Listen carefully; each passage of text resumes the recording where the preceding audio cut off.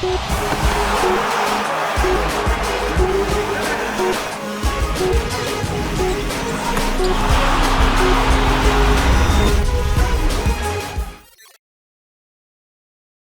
staffer for Democrat Senator Ben Cardin was caught making a gay porno in the chamber of the Hart Senate building on Capitol Hill. But if you have a problem with it, you're probably just a homophobic conservative, says the mainstream media. And if you're Senator Ben Cardin, well, you just don't get into personnel issues such as your aide filming a gay porno in a Senate building. What went on here? Any hiring practices? You know, these are personnel issues that I won't talk about publicly as to how we handle personnel. Had your office booked the room at that time? I don't know the details. Yeah, how did he get in there? I don't know the details. What was this stuff like? My knowledge of this was over the weekend when I learned about it. Made sure that he was separated, so he left the Senate employment, and that the appropriate steps were taken from the point of view of our office. Did he exhibit any unusual behavior while he was working in the office? I would not be the right one. Do you know him very well, or? I would have to ask. These are personnel issues, and I would not be the right person. I'm just not going to get into personnel issues. Well, may I suggest vetting your help a little better next go around, sir? But I'm sure the White House is also frazzled by this. Just kidding. I'm sure they're just relieved that this time it's not Hunter. After all, the administration that vowed to bring decency back to D.C. has set the decency bar pretty damn low. Here are just a few examples, starting with Jill's White House Christmas semi-drag show as performed by a dance troupe that has openly called for the defunding of police and abolishing the entire prison system.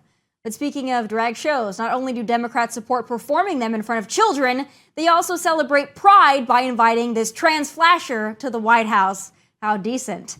And then there was the mysterious cocaine found in the White House. Also a regular at the White House, sex and coke addict Hunter Biden. So if decency was on the ballot in 2020, decency lost, and well, whatever the hell some of y'all mailed in, well, that won instead. Important to note that the latest act of deviancy took place in the same Senate hearing room that's hosted Supreme Court nominees, 9/11 Commission hearings, and the particular placement of the content happened to be right between where Senators Amy Klobuchar and Chris Coons were sitting at a recent Senate Judiciary Committee hearing.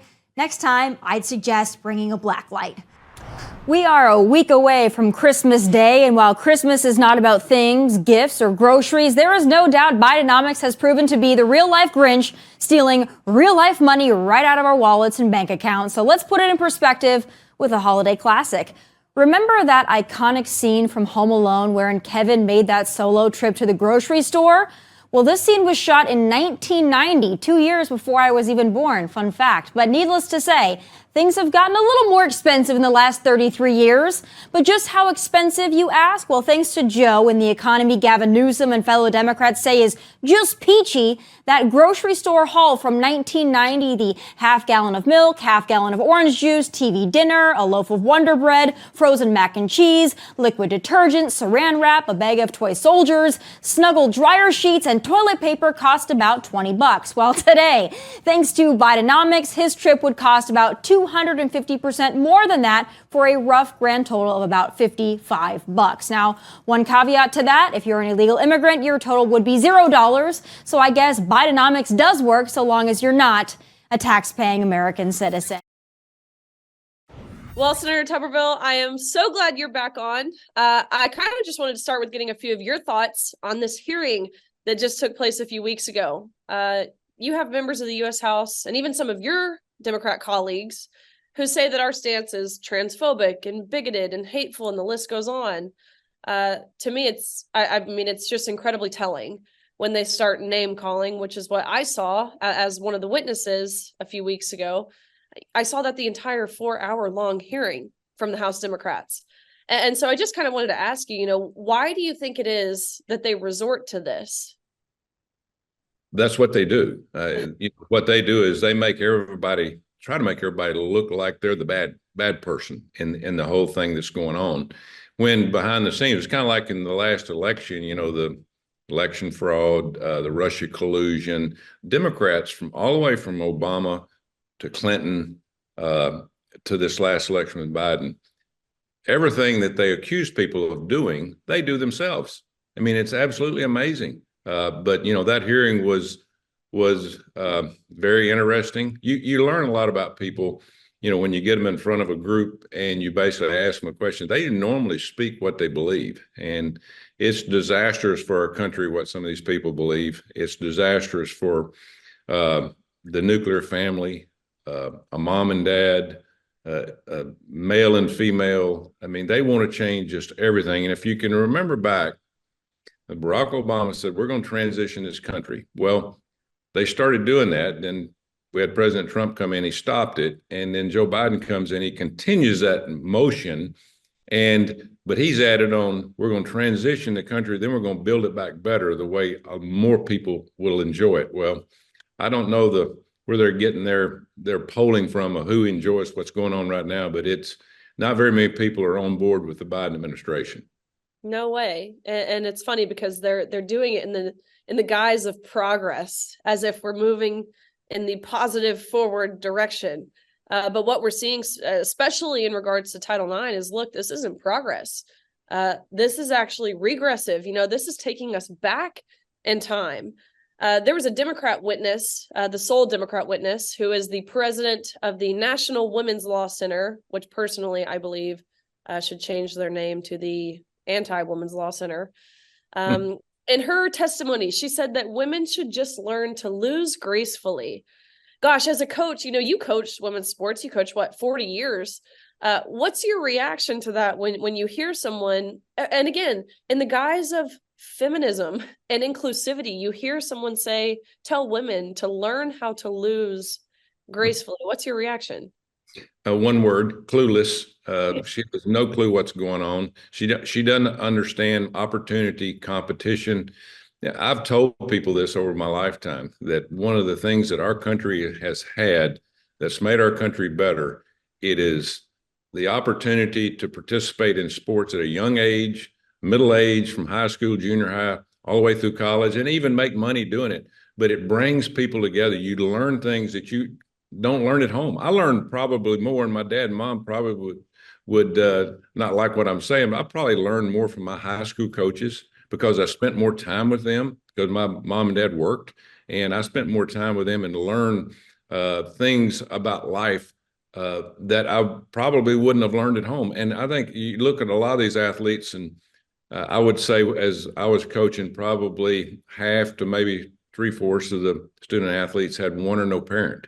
And so the coach is actually the parent. And so I was parent to 1,000 young men, and it didn't make any difference what race, what religion, what economic background. It was, hey, you're part of this team. And if you're going to stay on this team, you're going to work together to make this team successful. And to me, that's made the United States of America very, very special, because you don't have that in other countries.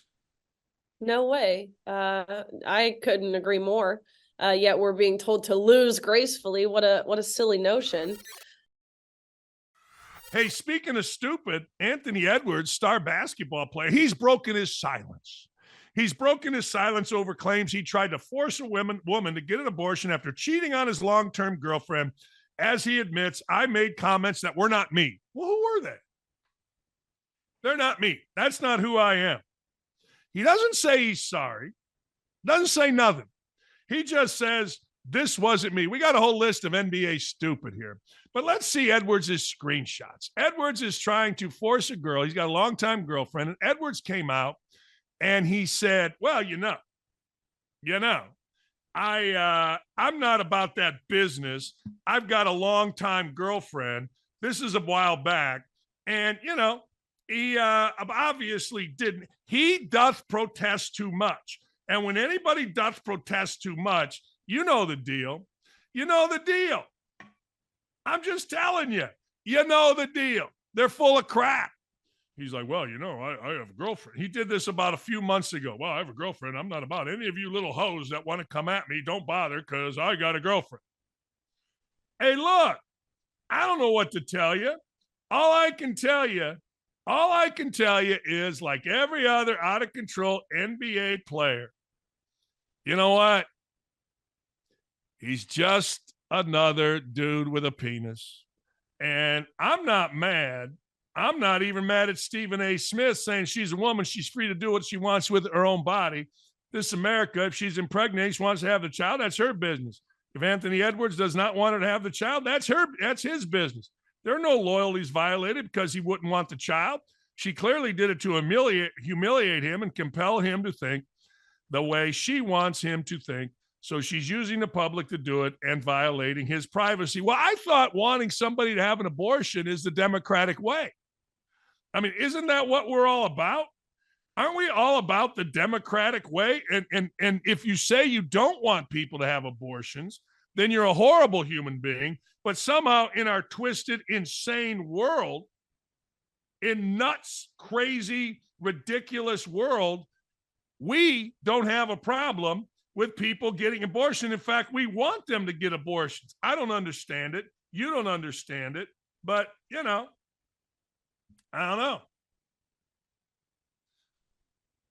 don't know. Man, you can't force a kid in the world. You don't know what it is yet. Yeah, but I don't want a kid. Just take the pills. You got the money. What's the hole up? Because you now finna make a problem. Finna make a problem. Exactly. Yeah. Or, okay, just make sure I get the video of the box with the night pills. Jesus. There you go. Now, look, the woman is not exactly Sister or Mother Teresa. The woman is kind of typical of what these NBA girls are. Let's be honest. I mean, we've had people on this show tell you what it's like, tell you how NBA women will get the semen of a guy handed to another woman. I mean, there's no pride. There's nothing. And you got a bunch of idiots that are 20-some years old running around with a penis and no holds bar and no education, and they're stupid as hell, and they just do what they want. And then when they get caught, they try to dig their way out of it. And this guy Edwards is, well, he's great. It's not me. That's not me. Really? Who is it? I'll hang up and let. Who is it? Who was that finna and funna in? Who was that finna in and all the funna, finna, and all the other stuff? So let's see Edwards' public statement about who he's not. So this is who he's not. This isn't me. This is not me. I make comments in the heat of a moment that are not me and aren't aligned with what I believe in and who I want to be as a man. You think the same guy that wrote finna and funna and stupid and dumma is the same guy that wrote this? All women should be supported and empowered to make their own decisions about their bodies and what is best for them. I'm handling my personal matters privately, will not be commenting on them any further at this time. You think that same dude wrote this? At least he was smart enough to get some dude, some lawyer, to write this, some PR firm to write this for him. And oh, by the way, Terrell Owens, it was a white dude, white lawyer that wrote it, Terrell Owens. I know all white people are bad until you need them, right? I funna, you finna, and like, here it's written. Yeah, okay. Yeah.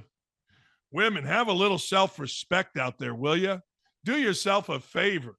Just a little self-respect. Don't spread them for every slap so you can make some money. And then if you are spreading them for some NBA players so you can make some money, then just leave the dude and don't go back. Just get the money and go. There's a pizzeria. It sounds delicious, by the way, this pizzeria. His appearance fee does not. So the name of this pizzeria just has me excited for pizza. I'm the wanting back pizza and forth here is amazing. So he was set to appear at this pizzeria, but the pizzeria has canceled the event because of the cost. Because as they say, and they have provided screenshots of said text messages. Caniglio's Old Fashioned Pizzeria. That you're right. It does sound delicious. Does that not make you hungry just hearing that? So they've canceled his appearance, Chad, because he doubled, or his agent, Sean Stellato, doubled the appearance fee from $10,000 for 2 hours to $20,000. And the pizzeria said it couldn't afford to host Tommy DeVito at that price, so they canceled the event. To which Stellato, his agent, said, well, nothing was in writing. Nothing was in writing. And then they show the screenshot sent to Darren Ravel of said text from Stellato to the pizzeria, where he says, okay, please modify the agreement. I think the 30 minutes over is something that I'm going to have to run past Tommy. At 60-40 split might work. Good on the 2 hours, $10K, $250. $250 meaning 250 autographs. Doubling the appearance fee based on the victory over Monday Night Football, which, by the way, is where the agent also became well known. That's steep. Well, it's Stellato, the agent, also. I don't know if you've seen this circulating. He was a wide receiver at Marist College, and there's photos of him in 1998 with frosted tips as a receiver at Marist that have circulated from his playing days, which is hilarious. There is, and I want to know who posted it on X, but someone had the perfect post where it was a picture of Sean Stellato with the phone and the fedora on the sideline, and the only caption, the quote was, "The price just went up," on that when he was on the phone with someone. And I'm thinking, this is perfect because the price actually went up on Caniglio's Old Fashioned Pizzeria after that win. He may have actually been upping the price on this one. How about Caniglio's, who posts this New York Giants update? Only posted this because I had a few people ask me at the farmer's market today, and I'm receiving DMs about it, so here we go. No, Tommy DeVito will not be at Caniglio's this Tuesday as originally planned. After last week's win, we received word from his agent that his appearance fee would be doubling. So good. We are a small family-run business and decided $20,000 was a bit steep for 2 hours. Apologies to anyone who had already purchased a ticket. Anywho, as I have never been one to cry over spilt milk, let's instead be positive and throw back to a couple of years ago where Nino taught the incredible Eli Manning how to make pizza. Sorry about that. P.S. Sorry about that loss today, New York Giants fans. A great photo of Eli Manning with the family owning the pizzeria. Sorry about that loss today, Giants fans, but we're Italian too and don't like when someone says one thing and does another. Well said. Very well said. And then sending in the confirmation that came from the agent about changing the price. I don't know. Look, I'm not going to hold this against. Denied, I will not. He didn't sign anything. I will not hold this against Tommy DeVito because this was an agent decision. Sure. And Tommy DeVito gets dragged through the mud for this because his agent is, quite frankly, being a little bit of a prick about everything. Right. And it's his right. He's trying to get as much money as he can for himself. He's looking like he does in the photo, holding the phone. The price just went up. That's what he's telling everybody. Yep. On Tommy DeVito. The stereotype. This makes me want to go to this pizzeria even more. There's the photo of Sean Stellato at Marist. Look at the barbed wire Goldberg-like tattoo on the bicep, the upper bicep, with the frosted tips is terrific. And then, as you can see on the bottom, that is the caption of "Price just went up." You think that was the temporary tattoo, or? Oh no, I think WWE that's the real deal. Or WCW did, rather. I think that's the real deal. That is not a henna tattoo at all. This makes me want to go to Caniglio's Old Fashioned Pizzeria even more. I feel like flying to New York and then renting a car and driving out to this place to have pizza after this whole story. They handled it beautifully. And I love as Italians, we don't like when people say one thing and they do another. Well, Stellato, the agent, was inducted into a Hall of Fame recently. And then he wore his jacket, his Hall of Fame jacket, to the next game for the Giants. He was inducted into the National Italian American Sports Hall of Fame at what was described as a lavish ceremony in Chicago, alongside Priscilla Presley and Pittsburgh Steelers great Franco Harris. How? Why? His play at Marist? His work as an agent? I guess. I'm confused as to why. He was recently honored by the Boston Italian Consulate, where he's wearing a vest with a turtleneck, a white turtleneck, black slacks, and an orange hat. If you donate enough money to the Hall of Fame, you get in, maybe? Is that the deal? I don't know. I don't know. I don't know. I mean, he's making a hell of a lot of money off pizzerias, family-owned, all over the Northeast. So that money could go back to a Hall of Fame to get inducted. Yeah. I mean, he joins a Hall of Fame list that includes Vince Lombardi, Mario Andretti, Joe DiMaggio, and Dan Marino. Now, Sean Stellato. Do you think that his bust at the Hall of Fame is just him on the phone in the fedora? I mean, do they change it to that? Talk about overnight sensation, man. Either way, I want Caniglio's Old Fashioned Pizzeria. That's what I want right now after hearing this story. Yeah. Incredible. We all saw Sean Payton, right? We all saw Sean Payton undressing Russell Wilson on the sideline on that game on Saturday, I believe it was, after the Denver Broncos looked like they scored and on third down and then didn't throw a flag, and on fourth down scored again, but this time it was they lined up offside apparently, and now their chance to beat the Lions was out the window. As a former quarterback, you see the head coach undressing the quarterback on the sideline in front of the TV cameras, in front of the entire team, and you think what? No, I'm not a fan of it. I think Russell handled it professionally, but that's a conversation that me and him are going to have. Because one, I'm trying to look back over that whole series of what led to this conversation that you're having, where now you have to berate me in front of my teammates. Pretty much, that's what it was. It was dogging Russell, and everybody who hates Russell loved every bit of it. But then from a male standpoint and being a human being, it's like, was that really needed? And that's a conversation that we can have as a unit, talking about what happened, what we did wrong, blah, blah, blah. That's a conversation that we can have behind closed doors. But on national TV, you get in my face. And first of all, I might have walked away. Because what he was doing, he was discussing something with, I don't know if that's the quarterback coach, the OC, whatever it may be. Russell was talking to him about something, and Sean just kind of came out of nowhere. I have a problem with that, because here's a guy who's an extension of you and the captain of this football team and the quarterback of this football team. And I can care less about whether people say, well, it's showing that if he can get on Russell like that, he can get on anybody. No, we're grown men. We're grown men. And you're not going to talk to me like that, because I don't talk to you that way. And so if it's something that we can discuss and we can get cleaned up, we can talk about it as men. But no, you're not going to berate me on national TV and talk to me that way. No, I was not a fan of it, and the funny thing is this: coaches have a feel of who they can do that with. Like, Sean knew he could do that with Russell, and Russell would kind of just take it under the chin. But I don't know what transpired, like, give or take, on Monday. I don't know if they had that conversation in the locker room after the game. Hey, I'm sorry. I was my emotion, whatever it may be. But it's already out there.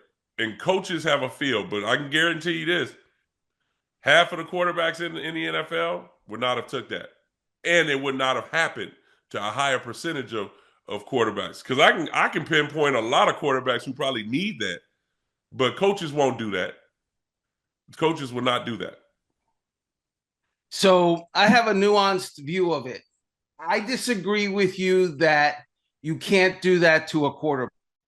I think he's part of the team.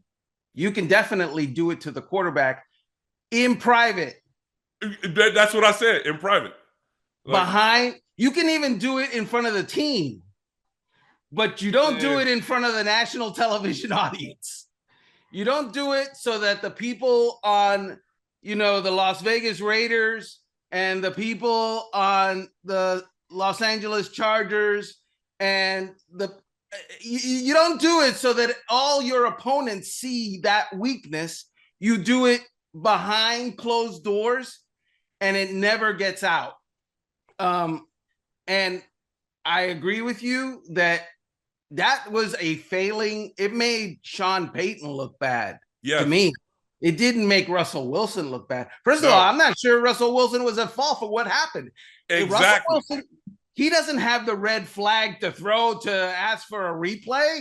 That's Sean Payton.